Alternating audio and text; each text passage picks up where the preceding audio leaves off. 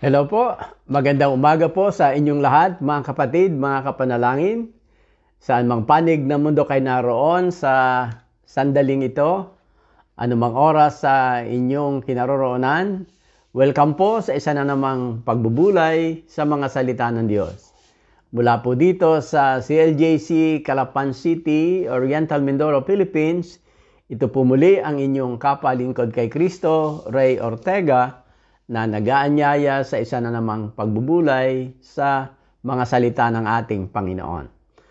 Bakit po natin inaaral at pinagbubulayan ang mga salita ng Diyos? Ang mga salita ng Diyos ay nagbibigay ng karunungan, kalakasang espiritual at kapanatagan sa gitna ng mga problema at maging panganib man sa buhay. Tunay po itong mabuting gabay sa pamumuhay ng mga sumasampalataya. Ilalapit kayo ng aklat na ito sa Diyos, gagabayan ang ating mga hakbang, tinutulungan din tayo makapag-isip ng mabuti upang maisaayos ang ating mga plano sa buhay ayon sa kalooban ng Diyos. At higit sa lahat, inilalayo po tayo sa katiwalian at mga kasamaan. Kaya halina po kayo, magbulay tayo. Ngayon po ay November 10, 44 days before the celebration of Christmas sa mga nagse-celebrate ng Pasko. Kaya para sa araw na ito ay makibukas po kayo sa akin sa unang Korinto, Kapitulo 8, at atin pong itutuloy ang ating naputol na pagbubulay o ang kakarugtong ng ating pagbubulay kahapon mula sa talatang 12. Kaya kung ready na po kayo, pakibuksan ang inyong mga Biblia sa unang Korinto, Kapitulo 8, mula sa talatang 12. Narito po ang ilan sa mga katotohanang nahayag sa atin kahapon sa ating pagbubulay-bulay. Una ay hindi totoo ang mga Diyos-Diyosan o hindi totoong mayroong Diyos-Diyosan sapagkat may iisa lamang tunay na Diyos na siya ang hari sa lahat at siya ang lumikha ng lahat. Nagmumukhang totoo lamang sa isip ng mga naniniwala ang mga Diyos-Diyosan, ngunit ang totoo ay wala nito. Pangalawa, mayroon lamang iisang tunay na Diyos na lumikha ng lahat ng mga bagay at naghahari sa lahat sa pamamagitan ng ating Panginoong Hesukristo. Pangatlo pong natutunan natin kahapon na may pananagutan tayo sa kapatid, lalo na sa mahihina sa pananampalataya kung sila'y magkasala sa paglabag sa kanilang budhi dahil sa ating halimbawa sa gawa. So, dahil sa kaalaman ng isang tao, ay maaaring magkasala ang iba na walang sapat na kaalaman patungkol sa isang bagay. At dahil din naman sa basic na karunungan ng isang tao na nakatanim na sa kanyang budhi, na kanyang nilalabag ng dahil sa atin, ay nagkakasala din tayo o nagkakasala siya sa kanyang budhi at siya ay nagiging ating pananagutan. Maaari tayong magkasala sa kapatid natin at maging kay Kristo dahil sa pangyayaring yan. So, yan po ang ina-affirm ni Pablo dito sa talatang 12. So, tayo po ay nasa unang Korinto, Kapitulo 8. nasa talatang 12 sa sandaling ito. Sinasabi po dito sa verse 12, sa ganoong paraan, patuloy ni Pablo, ay nagkakasala kayo sa inyong mga kapatid. Kaya't nagkakasala kayo kay Kristo dahil sinugatan ninyo ang kanilang budhi. Yun nga po ay dahil gumaya sila sa ginawa natin, kagaya ng pagkain sa kanilang paniniwala ay hindi dapat kainin, ngunit dahil sa ating halimbawa ay kumain pa rin sila. Kaya sabi, nagkakasala tayo kay Kristo dahil sinugatan natin yung kanilang budhi. O, gumawa sila ng laban sa kanilang budhi dahil sa ating halimbawa. Kaya nga, sabi sa verse 13, kung dahil sa pagkain ay itinutulak ko sa pagkakasala ang aking kapatid, yung kasalanan sa kanyang budhi, hindi na ako kakain ng karne upang hindi siya magkasala. Ito po yung statement ni Paul dito sa bahaging ito. Kahit, ang ibig sabihin po, kahit na naniniwalang tama tayo at suportado pa ng banal na karunungan ang ating ginagawa, ngunit kung nang dahil sa ating kalayaan ay nabubuyo ang isang kapatid na magkasala sa kanyang budhi, ay nagkakasala pa rin daw po tayo, sabi ni Pablo. Kasi ganito yung sabi niya, nagkakasala kayo kay Kristo dahil sinugatan ninyo ang kanilang budhi. Yun ang sinabi sa verse 12. So, ito yung napakahalagang konklusyon ng apostol. Dahil diyan, sabi niya, para sa kanya, kung dahil sa pagkain ay tinutulak ko sa pagkakasala ang aking kapatid, hindi na ako kakain ng karne upang hindi siya magkasala. Kasi yung karne na yon ay purportedly inihandog sa Diyos-Diyosan. Ay nagkasala yung kapatid na kumain din nun kasi yung hindi naniwalang may Diyos-Diyosan ay kumain kasi alam niya na wala siyang ibang pinaghandugan dahil hindi naman totoo yung mga Diyos na yon na pinaghandugan niya. Pero dahil yung isang kapatid ay naniniwala naman na totoo yon at kumain pa rin siya dahil yung kanyang iginagalang ay kumain, nagkasala naman siya sa kanyang budhi. Ngayon, kung tayo ang nasa panig no nakakaalam ng katotohanan, ang sabi ni Pablo ay hindi na lang ako kakain para huwag ko siyang maitulak sa pagkakasala. So, ano pong ibig sabihin? At ito pwede nating i-apply kahit sa ibang larangan ng buhay at pangatuwiran. Ang pagiging tama, ang pagiging tama ay hindi laging nag-aalis ng pananagutan sa atin. Kahit tama tayo at may katwiran sa ating mga ginagawa, ay maaari pa rin tayong lumabas na may malaking pananagutan kung ang ating kalayaan at paniniwala sa isang totoo ay maging dahilan ng pagkahulog sa kasalanan ng isang tao. Dahil naman sa kanyang paglabag sa sariling konsyensya ukol sa mga bagay na ginagawang panukat kung kasalanan o katuwiran ang gawin ang isang bagay. O pagkukulan po natin ng sandaling pansin ang isa sa mga katanungang palaging nasasagupa ng mga mananampalataya sa Pilipinas na humahati rin sa paninindigan at opinyon ng mga mananampalataya kahit sa atin na tinatawag ng mga evangelicals o Bible-believing Christians. Ang katanungan po ay ito, ang mga pagkain ba na inihahanda ng mga Filipino sa idinaraos ng mga piyesta, yung mga parangal sa mga patron, mga santo, ay maituturing na hain sa Diyos-Diyosan o hindi, dahilan sa kanilang kaugnayan sa isang pananampalataya. Ito po kasi ay palaging pinagtatalunan. Marami talaga naniniwala na hindi dapat at nagkakasala. Mayroon namang iba na walang pakialam. Pero dahil tayo ay tumatayo sa katuruan ng salita ng Diyos, mahalaga na may tugon tayo dito. Kaya lamang, hindi po siya madaling tugunin, hindi madaling sagutin ang katanungang ito. Dahil kung yung katanungan kay Pablo ay hindi po niya sinagot ng diretso kagaya ng ating nakita sa verse 1 hanggang 3, marahil ay lalo na ang katanungang ito na mahirap sagutin ng oo o hindi.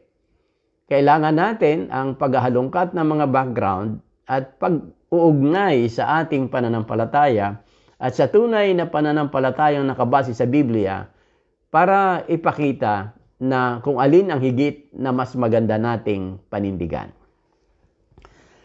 Kung ang mga handog po, halimbawa, sa pagdiriwang ng piyesta ay katulad ng mga handog sa pananalangin, katulad ng iniisip ng mga karaniwang deboto sa panahon ng mga piyesta, marahil ay maituturing natin isa nga itong hain.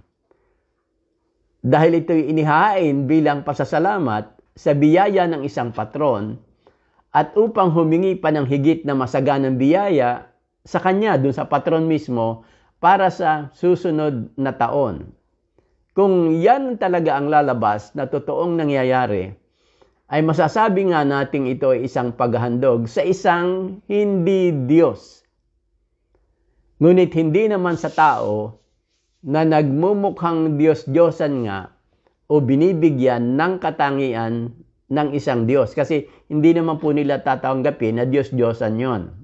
Kaya ang mahalaga ay yung pangyayari at paano sila nagiging kawangki o kahawi ng isang lampas kay sa tao pero hindi naman Diyos na binibigyan ng katangian ng isang Diyos o ng katangian ng Diyos mismo ng ating Panginoong Jesucristo.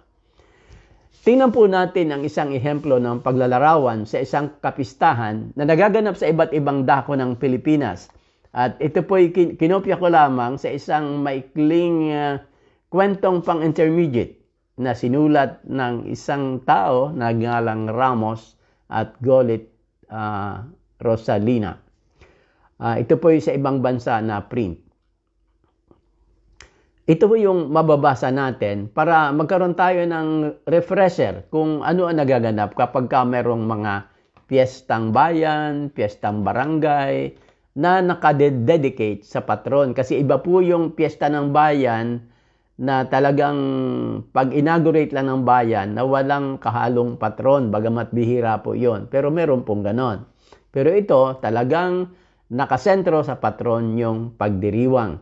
At lahat po ng piyesta na kalimitang naririnig natin ay may patron na naka-attach. Nasangkot.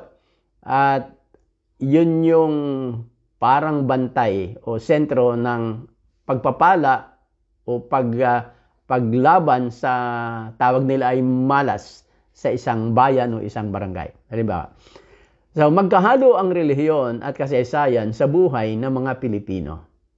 Namana nila ito sa mga Kastila na sumakop sa Pilipinas na may 400 taon. Ang pesta ay kainan, inuman, mga palabas, paligsahan, palaro, paseyo ng mga banda ng musiko. May nobena at rosaryo sa loob ng 9 na araw. Nagdarasal ang mga tao sa kanilang patron. Sa ika-9 na araw ng kapistahan, nagpapasalamat sila sa nakaraang taon at humingi ng isa pang mabuting taon o ng masaganang ani. Ito po isang sitwasyon ng piyesta. Iba pa yung Flores de Mayo kasi isang buwan ang preparasyon. Sa araw ng piyesta, ginigising ng musiko ang mga tao. May misa sa simbahan, maraming tao, may mga palaro at paligsahan. Maingay kong piyesta. May prosesyon sa gabi. Iginagala ang imahe ng patron sa baryo o sa poblasyon. May prosesyon sa ilog. Kung malapit ang bayan doon, kagaya po ito sa Naga. Isinasakay ang imahen sa bangka. Ang bangka ay may dekorasyon o palamuti. Ang mga taong sumasama sa prosesyon ay nakasakay din sa bangka. Sa ilang mga bayan, ang mga tao ay sumasayaw sa prosesyon. Mayroon pang pintado ang mga mukha. Umiinom din sila ng alak o tuba para maalis ang masamang espiritu o inhibition sa kanilang katawan. Kung bisperas ng pesta, may koronasyon ng reyna at ng kaniyang mga dama. May sayawan pagkatapos ng pesta. Ang kagandahang loob ng mga Pilipino ay higit na nakikita kung may pista. Maraming handa ang lahat ng bahay. May lechon, adobo at iba pang masasarap na luto na hindi karaniwang kinakain kung walang mga malalaking handaan. Malaki ang gastos kung pesta. Masaya naman ang mga tao. Ilang araw bago magpesta, ang mga tao ay naglilinis ng kanilang mga bahay at mga paligid. May mga magagandang kortina sa mga bintana. Ang mga walang silya ay humihiram o umuupa nito. Bumibili o humihiram sila ng mga plato, gubyertos at mga gamit sa kusina at pagluluto. Magaganda ang mga bahay kung pista. Hindi lamang mga bahay ang may dekorasyon. Ang mga kalye ay may dekorasyon din. May mga ginupit-gupit na makukulay na papel. Nakakabit ang mga ito sa pisi na ibinibitin sa mga daan. Karaniwan kung pesta, ang may bahay ay hindi nakakakain o nakakasimba dahil sa dami ng mga bisita. Hindi na rin nila nakikita ang mga pagdiriwang dahil pagod na sila pagdating ng gabi.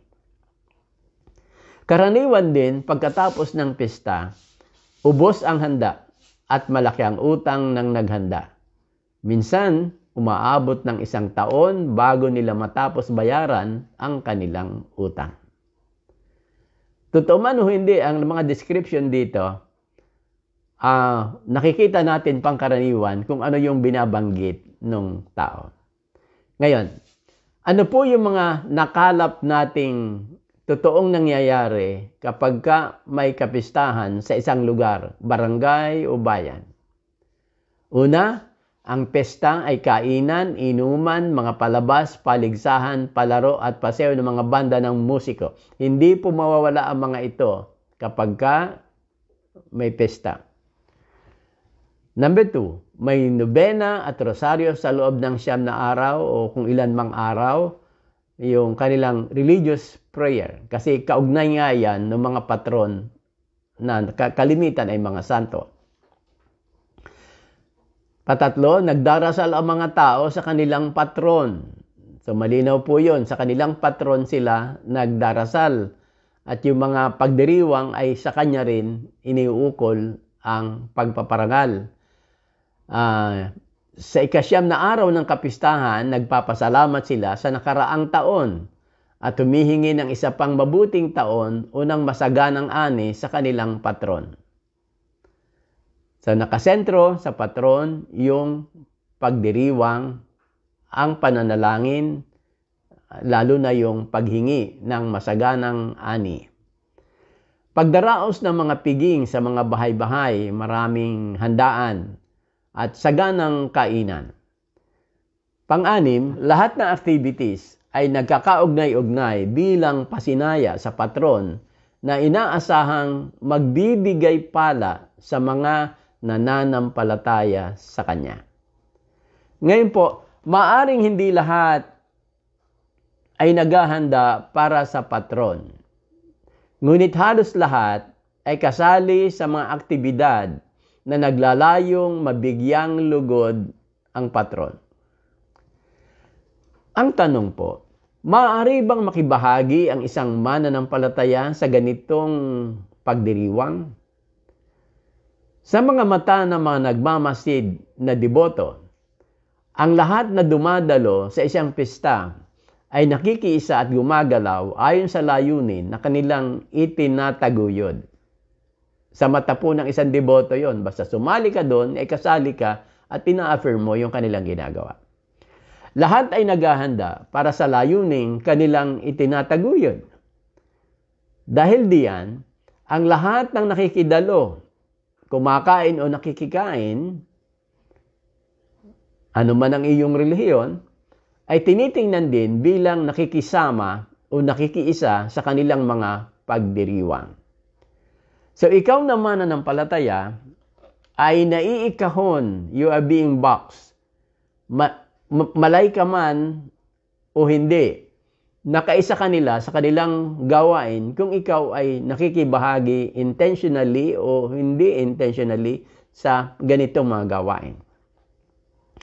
Dahil dito, alang-alang sa mahihinang mananampalataya at alang-alang na rin sa mga taong di mananampalataya, ngunit maaaring magkaroon ng false impression na ikaw ay kapanalig nila, ay higit na makabubuti para sa iyo na huwag dumalo at lalo na ang makisali o makilahok sa anumang gawaing may kaugnayan sa pista. May mga taong ang tungkulin ay mahirap na iwasan ito, pero siyempre kailangan nating ipanalangin po yan. Kung dumalo ka naman dahil sa isip mo ay hindi ka naman nakikisali sa kanilang mga activities, ang mere presence mo ay nagsisignal ng mensahe sa kanila, doon sa mga organizer, sa mga deboto, na ikaw ay isang consumer o tagapagtaguyod din ng kanilang programa. Mayroon namang mga naghahanda, hindi dahil sa pista, kundi dahil sa mga kamag-anak o kaibigan nilang namimesta na walang makakainan. Ano po? Gayunman, kailangan talagang balansehin ang maraming bagay upang kukonti ang kailangang ipaliwanag at siguraduhin na hindi ka napapagkamalang tagapagtaguyod ng isang maling gawain. Pero ang hindi po alam ng marami, sa ganitong gawain man o sa paganumang mga gawain, mayroong higit na malalim na senaryo na mahalagang maintindihan patungkol sa mga pagkaing inihandog sa Diyos-Diyosan o sa mga patron na higit nating dapat na maunawaan na nakatala sa Kapitulo 10 nito ring sulat sa mga taga-Korinto. Basahin natin ang ilan sa mga ito, ngunit pag-usapan natin po ito bukas dahil liligdangan po natin ang Kapitulo 9 ng Unang Korinto dahil ang karugtong po nitong chapter 8 ay ang chapter 10. Ang mga maraming sinabi ni Pablo dito sa chapter 8 ng Unang Korinto ay kanya pong ipinapaliwanag sa chapter 10 nito namang Unang Korinto. So bukas po ay ating babalikan sisimulan itong Unang Korinto Kapitulo 10 at saka na natin kukuhanin pagkatapos yung Unang Korinto Kapitulo 9. Let me read from verse 14 to 29 para po makita nyo ang senaryo na ating tatalakayin bukas at marahil ay makatutulong para mapagpasyahan mo at makita mo kung saan talaga mayroong gray area, kung saan talagang mayroong paikipamatok sa hindi tamang gawain, at kung paano tayo makakaiwas na huwag magkasala ang ating kapatid dahil sa kalayaang pwede nating gawin dahil alam natin kung ano ang dapat nating gawin. Ano po? So, let me read starting from verse 14. Kaya nga mga minamahal, iwasan ninyo ang pagsamba sa mga Diyos-Diyosan. So, pinapaiwasan po natin sa atin ito. Verse 15, kinakausap ko kayo bilang matatalinong tao. Husgahan ninyo ang sinasabi ko. Hindi ba't ang pag-inom natin sa kopa ng pagpapala na ating ipinagpapasalamat ay pakikibahagi sa dugo ni Kristo?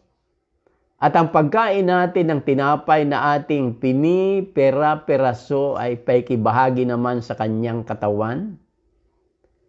Kaya nga, dahil iisa lamang ang tinapay, tayo'y iisang katawan kahit na tayo'y marami, sapagkat nagsasalo-salo tayo sa iisang tinapay. Verse 18, tingnan ninyo ang bansang Israel. Hindi ba't ang mga kumakain ng mga handog ay nakikibahagi sa ginagawa sa dambana? Dambana at handog. Tingnan po ninyo yun. Verse 19, anong ibig kong sabihin? Sinasabi ko bang ang Diyos-Diyosan o ang pagkain inihandog sa mga Diyos-Diyosan ay may kabuluhan? Verse 20, hindi. So, hindi po sinasabi ni Pablo na may kabuluhan ang pagkaing inihandog sa mga Diyos-Diyosan. Ano daw ang ibig niyang sabihin? Ang verse 20, ang ibig kong sabihin, ang mga pagano ay nag-aalay ng kanilang handog sa mga demonyo at hindi sa Diyos. Ayaw kong maging kaisa kayo ng mga demonyo. So, ibig sabihin po, kapag merong paghahandog sa hindi tunay na Diyos na tinatawag ng Diyos-Diyosan o tayo ang tumatawag ng Diyos-Diyosan, hindi talaga sa Diyos-Diyosan naghahandog ang mga tao kasi wala naman yun, wala naman siyang kapangyarihan. Kundi sa demonyo o mga demonyo na nasa likod ng mga Diyos-Diyosan na ito o imahin na ito. Verse 21, hindi kayo makakainom sa kopa ng Panginoon at gayon din sa kopa ng mga demonyo. Hindi ka pwedeng sumausaw magkabila. Hindi pwedeng makibahagi sa magkabila. Hindi kayo maaaring makisalo sa hapag ng Panginoon at makisalo rin sa hapag ng mga demonyo. Verse 22, nais ba nating manibugho ang Panginoon? Akala ba ninyo'y mas makapangyarihan tayo kaysa Kanya? Verse 23, mayroon namang magsasabi, malaya akong gumawa ng anuman, ngunit hindi lahat ng ito ay nakakabuti. Malaya akong gumawa ng anuman, ngunit hindi lahat ng ito'y nakakatulong. Huwag ang sariling kapakanan ang unahin ninyo, kundi ang sa iba. Verse 25, kumain kayo ng anumang nabibili sa tindahan ng karne at huwag nang magtanong pa upang hindi mabagabag ang inyong budhi. Sapagkat sinasabi ng kasulatan, ang buong daigdig at lahat ng naroroon, ang Panginoon ang may-ari niyon. Kung anyayahan kayo ng isang hindi sumasampalataya at nais ninyong dumalo, kainin ninyo ang anumang ihain sa inyo at huwag na kayong magtanong pa kung iyon ay ikagugulo ng inyong budhi. Ngunit kung may magsabi sa inyo, ito'y inialay sa mga Diyos-Diyosan, huwag ninyong kainin iyon alang-alang sa nagsabi sa inyo, upang di mabagabag ang budhi. Ang aking tinutukoy ay ang budhi ng inyong kapa, at hindi ang budhi ninyo. So ano pong ibig sabihin? Wala talaga mga Diyos-Diyosan, ngunit may demonyo sa likod nila at yaon ang dapat nating pag-ingatang maka-impluwensya sa atin o maka-impluwensya sa inyo. Pansamantala, let me conclude in this way. Sa pagkain man o sa ibang mga bagay, huwag lang palagi ang ating sarili ang ating intindihin. Pagmalasakitan din po natin ang kalagayan ng puso ng ibang mga kapatid. Ang ikabubuwal o ikatatatagman ng isang kapatid ay pananagutang nakakabit sa ating pagsunod, sa ating karunungan at kalayaan. Kung may matitiso dahil sa iyong pagkain, kahit pamalinis ang iyong konsyensya, ay iwasan mong kumain alang-alang sa kaluluwa ng iyong kapatid. Ang tunay na karunungan ay sagana sa pag-ibig ng Diyos na nagpapatatag sa mga kapatid. Lagi pong ganyan ang tunay na karunungang galing sa Diyos. Mga minamahal, nawa po yung ngayong araw na ito'y higit tayong mapuspos ng karunungan ng Diyos sa lahat ng ating iisipin, sa lahat ng ating gagawin, at matutunan nating higit pa kaysa na ating nagawa na malaya man tayong gawin ang mga bagay, malaya man tayong sabihin ang mga bagay, na una nating maisip ang kapakanan ng mga kapatid, ng mga tao, lalo na ang mga kapatid na baguhan pa at mahina pa sa pananampalataya na maaring magkasala o matisod dahilan sa paraan ng ating paggamit ng ating karunungan at kalayaan. Purihin po ang Panginoon sa ating pagbubulay ngayong umaga. Kaya dadako po muli tayo sa ating pananalangin at muli panalangin natin ang ating bayan. Hindi pa po ako nakapag-update kung nasa na itong bagyo na Ulysses. Ngunit atin pong ipanalangin na ito'y mahina at hindi maging masyadong problema ng ating bayan. Panalangin natin ang ating mga gawain sa iba-ibang lugar. Ating mga kapatid sa Puerto Galera na isang bagong pioneering group. Ang ating cell na nag-pioneer po ng Marinduque. Dito sa atin, sa Calapan, sa iba-ibang lugar dito. Ipanalangin po natin ang patuloy na paglago ng pananampalataya ng mga kapatid. Hindi tayo gumagawa ng mga gawain para sa paglaki ng grupo, kundi ang ating nais ay may pahayag ang salita ng Diyos. At ating palaging pinagpapasalamat kung may mga tao na tumutugon sa tawag ng Panginoon.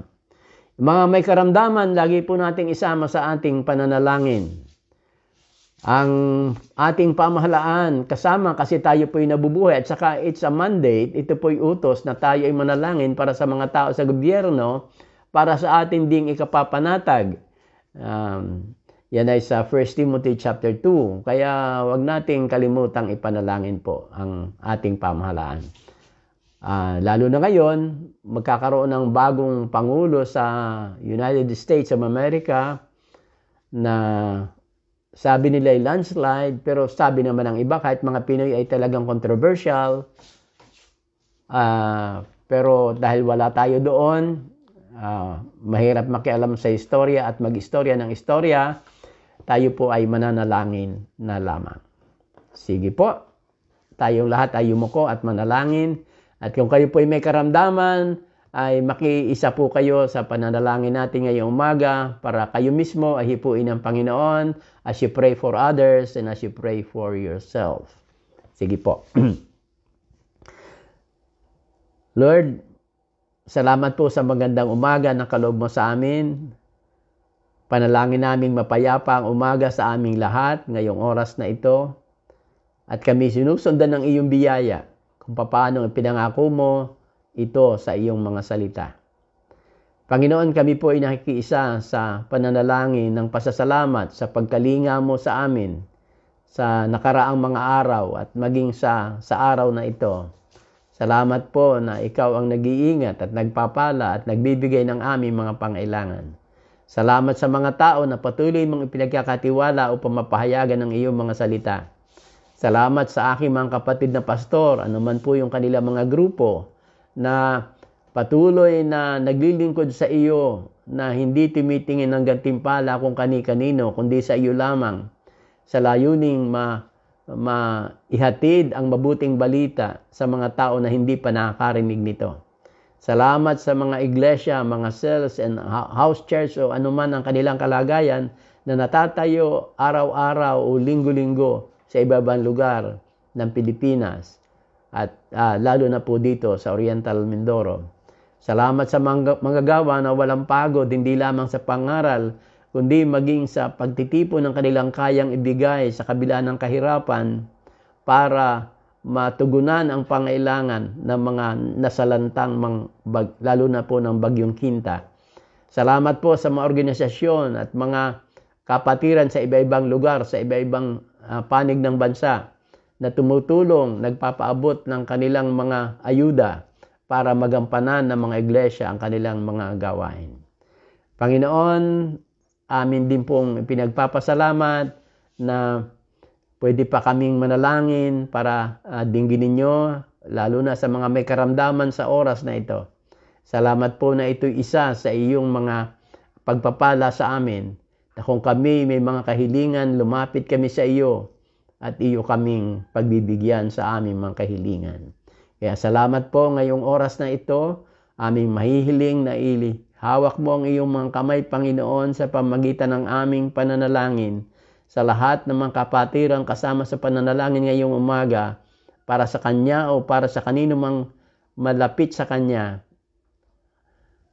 Naigawad mo po yung kagalingan, alisin ang mga pain na nararamdaman, Alisin ang mga karamdaman na nagpapahirap at lumilikha ng takot. Bigyan sila ng kapayapaan, Panginoon, sa kanilang isip, na hawak mo ang kanilang buhay, ang kanilang kalusugan at dagdag na buhay at kalakasan ay sa iyo manggagaling. Salamat po na hinihipo mong patuloy ang aming kapatid na Anita, ganoon din ang aming kapatid na Steve, ang iba pang mga kapatid na nagpapagaling sa kanilang mga karamdaman, mga previous stroke victim. Lord, ipinapanalangin po namin patuloy ang pag-ipo mo at pagpagaling kay Brother Vio. Ganoon din po si Sister Marie na balita namin na stroke in nakaraang araw. O Panginoon, ngayong oras na ito sa kanyang pagkakahiga, o aming hiling Panginoon na iyong hawakan ang kanyang katawan at ipong ibalik ang mga ugat, mga kasukasuan na nagkaroon ng problema, aming Panginoon, at restore ang flow ng blood sa kanyang katawan. Salamat din po, Panginoon, na pwede namin ipanalangin ang aming bansa sa iyo. Na palagi namin hilingin kayo po ang mamayani sa isip at diwa ng aming mga pinuno.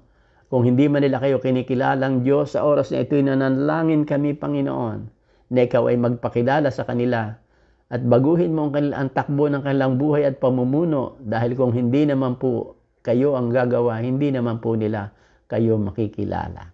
Kaya hiling po namin magpakilala kayo sa kanila, aming Diyos, upang alang-alang sa kanilang mga kaluluwa at alang-alang sa kanilang pananagutan sa mga tao, ay magawa nila palagi ang tama at kalugod-lugod sa iyo. Salamat po sa lahat ng mga kasama sa pagbubulay at kapanalangin ngayong umaga. Salamat sa sila iyong pinagpapala at iyong pagpapalay din ang lahat ng mga gawa na hawakan ng kanilang mga kamay sa maghapong ito. Sa pangalan po ng aming Panginoong Jesucristo. Amen. Maraming salamat po sa patuloy na pakikisama sa ating pagbubulay. Samahan kayo ng Panginoon na gawin ang tama at makabuluhan sa araw pong ito. Tayong lahat. God bless.